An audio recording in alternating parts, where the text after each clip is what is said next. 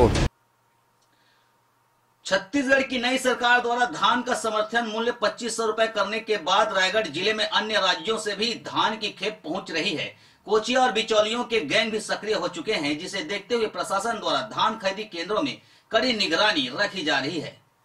छत्तीसगढ़ की नई सरकार द्वारा धान का समर्थन मूल्य 2500 रुपए करने के बाद जिले में अन्य राज्यों से भी धान की खेप पहुंच रही है। कोचिया और बिचौलियों का गैंग भी सक्रिय हो चुका है।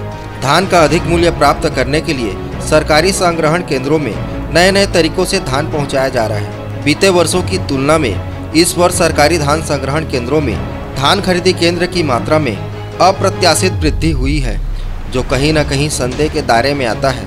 मुख्यमंत्री ने भी इस पर प्रशासन को कड़ी नजर रखने को कहा है और आवश्यक कार्यवाही के लिए आदेश भी दिया है।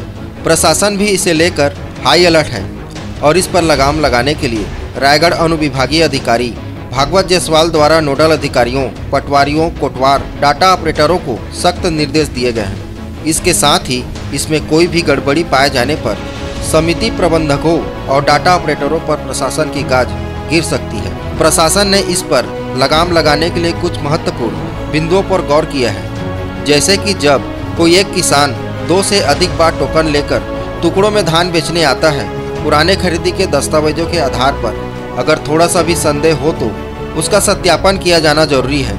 हालांकि 3 एकड़ से कम छोटे किसानों के लिए इसमें थोड़ी छूट है।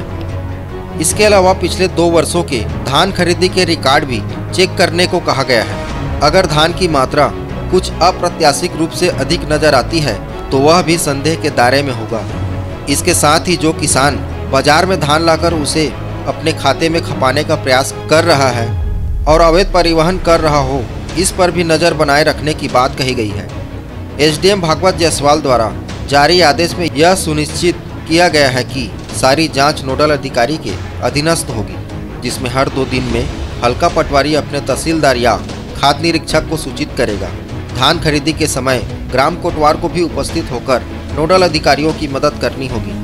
इसके साथ ही अनुविभागीय अधिकारी भागवत जायसवाल ने अपने आदेश में यह भी स्पष्ट किया है कि धान को तौल के हिसाब में लिया जाए और इनकी एंट्री तब तक ना की जाए जब तक कि उसकी भौतिक सत्यापन खाद्य निरीक्षक या फिर तहसीलदार नहीं कर लेते और बिक्री की अनुमति नहीं देते। आवश्यकता पड़ने पर खाद्य निरीक्षक और तहसीलदार ग्राम कोटवार या फिर पटवारी से उपज की वास्तविकता के संबंध में रिपोर्ट भी मांग सकते हैं। अगर बिना जांच के धान बिक्री होती है तो सीधे सीधे रूप से समिति प्रबंधकों और डाटा ऑपरेटरों पर इसकी संपूर्ण जवाबदारी होगी और ऐसा माना जाएगा कि अवैध धान खरीदी के मामले में इसकी संलिप्तता है।